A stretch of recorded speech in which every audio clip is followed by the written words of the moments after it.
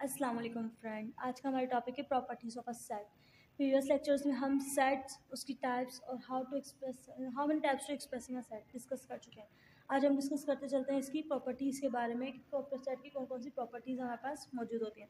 First of all हमारे पास पहली property क्या होती है किसी सेट की? Commutative property. अब कम्यूटेटिव प्रॉपर्टी क्या होती है? तो पहले कम्यूटेटिव का मतलब है दो सेट्स होंगे हमारे पास जिनमें एडिशन, सब्ट्रैक्शन और मल्टीप्लिकेशन होगी और वो बराबर आना चाहिए। हम उसी बराबर आना चाहिए उन्हीं दो सेट के। लेकिन क्या करें, हम पहले ए को बी से प्लस करें तो हमारे पास क्या करें, आंसर क्या इक्वल आए जब हम बी को प्लस करें ए के साथ। लेकिन सेट में हम क्या कर रहे होते हैं, कम्यूटेटिव प्रॉपर्टी ओवर यूनियन हमें गिवन है, पहली प्रॉपर्टी यूनियन की।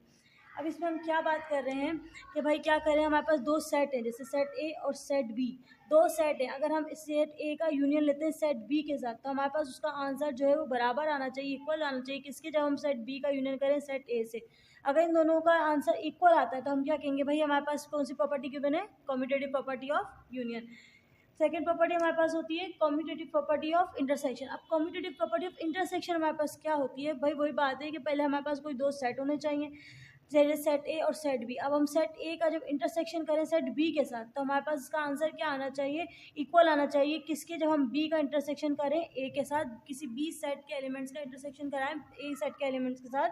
तो ये जो आंसर हमारे पास इस साइड लेफ्ट हैंड साइड का आना चाहिए वही आंसर हमारे पास राइट हैंड साइड का आना चाहिए। तो जब हमारे पास दोनों का आंसर इक्वल आएंगे तो हम क्या कहेंगे, भाई कम्यूटेटिव प्रॉपर्टी होबे कर रहा है, कम्यूटेटिव प्रॉपर्टी ऑफ इंटरसेक्शन।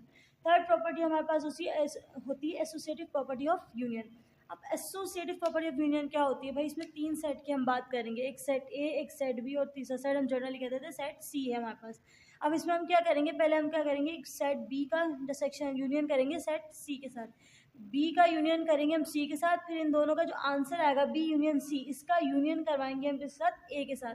तो ये इक्वल आना चाहिए हमारे पास, जब हम ए का यूनियन करें बी के साथ फिर हम यूनियन करें उसका सी के साथ। यानी कि ए पहले हमने क्या किया, ए को नहीं लिया, पहले हमने बी यूनियन सी किया है, फिर हमने यूनियन ए किया है, तो इनका आंसर बराबर आना चाहिए किसके, जब हम पहले क्या करें ए का यूनियन करें बी के साथ फिर हम यूनियन लें उसका सी के साथ। जब इन दो left hand side right hand side का आंसर इक्वल आएगा यूनियन की प्रॉपर्टीज। अच्छा, इसमें इंटरसेक्शन की कहीं भी तक बात नहीं कर रहे हैं इस वाले सेट में। तो जब यूनियन के हम यूनियन की प्रॉपर्टी ऑबे करेगा और हमारे पास दोनों का आंसर इक्वल आएगा दोनों साइड्स का, left hand side and right hand side का, तो हम क्या कहेंगे, हमारे पास कौन सी प्रॉपर्टी है, एसोसिएटिव प्रॉपर्टी ऑफ यूनियन। और प्रॉपर्टी हमारे पास इसमें होती है सेट में एसोसिएटिव प्रॉपर्टी ऑफ इंटरसेक्शन। अब एसोसिएटिव प्रॉपर्टी ऑफ इंटरसेक्शन हमारे पास क्या होती है, जैसे फ्रेंड्स हमारे पास एसोसिएटिव प्रॉपर्टी ऑफ यूनियन थी, इसी तरह एसोसिएटिव प्रॉपर्टी ऑफ इंटरसेक्शन है। इसमें भी क्या करेंगे, हम तीन सेट लेंगे ए बी और सी। पहले हम क्या करेंगे, बी का इंटरसेक्शन करेंगे सी के साथ, पहले बी का यूनियन कर रहे थे सी के साथ, अब बी का इंटरसेक्शन करेंगे हम किसके साथ, सी के साथ, फिर इंटरसेक्शन हम इसका कराएंगे, इसके आंसर जो आएगा इसका इंटरसेक्शन करेंगे हम किसके साथ, ए के साथ। तो ये हमारे पास क्या होना चाहिए, बराबर आना चाहिए, इक्वल आना चाहिए किसके, इक्वल आना चाहिए जब हम ए का इंटरसेक्शन करें बी के साथ, तो ए इंटरसेक्शन बी का जो आंसर है उसका जो इंटरसेक्शन करें सी के साथ, तो इन तीनों का जो हमारे पास आंसर आए यानी कि A intersection B intersection C का जो आंसर हो वो इक्वल आना चाहिए A intersection B intersection C के। तो हमारे पास ये क्या कहलाएगी, associative property of intersection. Fifth property की अगर हम बात करें तो फिफ्थ प्रॉपर्टी हमारे पास होती है distributive property of union over intersection. अब इधर एक की बात नहीं कर रहे, अभी तक हम क्या कर रहे थे, या तो यूनियन होगा या इंटरसेक्शन, यहाँ पे भी हम कह रहे थे एसोसिएटिव या तो यूनियन होगी या इंटरसेक्शन। लेकिन डिस्ट्रीब्यूटिव प्रॉपर्टी के अंदर हम बात कर रहे हैं कि यूनियन ओवर इंटरसेक्शन, यानी कि इसमें यूनियन भी करेंगे हम और इंटरसेक्शन भी करेंगे। अब प्रॉपर्टी हम देख लेते हैं हमारे पास किस तरह से है कि भाई हमारे पास एक सेट है ए, इसका हम क्या करेंगे, यूनियन। पहले हम क्या करेंगे, जाहिर सी बात है हम पहले क्या करते हैं, किसी भी चीज़ के ब्रैकेट्स को सॉल्व करते हैं। तो हमारे पास पहले क्या क्या है, बी का एक सेट मौजूद है, बी का इंटरसेक्शन करेंगे किसके साथ, सी के साथ। जब बी का हम इंटरसेक्शन करें, बी सेट का इंटरसेक्शन कराएंगे सी के साथ, तो उसका जो आंसर आ जाए हम उसका यूनियन करें ए के साथ, तो हमारे पास इक्वल किसके आना चाहिए, जब हम ए का यूनियन करें बी से, A union B intersection A union C के। यानी कि A union B intersection C का आंसर जब बराबर आ जाए, इक्वल आ जाए A union B intersection A union C के, तो हम क्या कहेंगे, भाई ये कौन सी प्रॉपर्टी को होल्ड कर रहा है, distributive property of union over intersection को होल्ड कर रहा है। सिक्स प्रॉपर्टी हमारे पास कौन सी होती है, सिक्स प्रॉपर्टी हमारे पास होती है distributive property of intersection over union. अच्छा देखें, दोनों एक दूसरे के रेसिप्रोकल करेंगे, हम क्या कहते हैं यूनियन ओवर इंटरसेक्शन, अब कह रहे हैं इंटरसेक्शन ओवर यूनियन की बात कर रहे हैं। अब इंटरसेक्शन ओवर यूनियन मतलब कि हमने पहले क्या कहा था, यूनियन ओवर इंटरसेक्शन, तो हमारे पास पहले यूनियन होगा फिर इंटरसेक्शन होगा। अब हमारे पास ए का क्या करना है, इंटरसेक्शन करवाना है किसके साथ, बी यूनियन सी के साथ।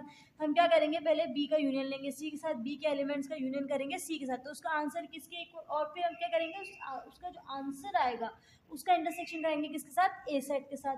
तो इन दोनों का आंसर यानी कि राइट हैंड साइड का जो हमारे पास आंसर आएगा वो इक्वल आना चाहिए लेफ्ट हैंड साइड के। लेफ्ट हैंड साइड क्या मतलब कि हम जब ए का इंटरसेक्शन करें बी के साथ, जो ए इंटरसेक्शन बी का आंसर आए और ए का यूनियन ए का यूनियन नहीं आएगा, यहाँ पे इंटरसेक्शन ही हमारे पास आएगा।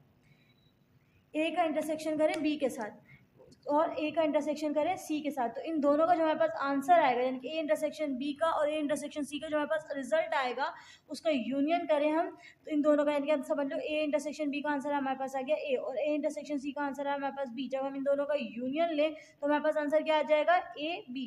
तो ये इक्वल किसके आएगा हमारे पास, A intersection B union C के इक्वल आना चाहिए, यानी कि लेफ्ट हैंड साइड बराबर आना चाहिए किसके, राइट हैंड साइड बराबर आना चाहिए लेफ्ट हैंड साइड के। तो हम कहेंगे भाई ये कौन सी प्रॉपर्टी को ओबे कर रहा है, डिस्ट्रीब्यूटिव, कौन सी प्रॉपर्टी ओबे कर रहा है, distributive property of union over intersection को ओबे कर रहा है।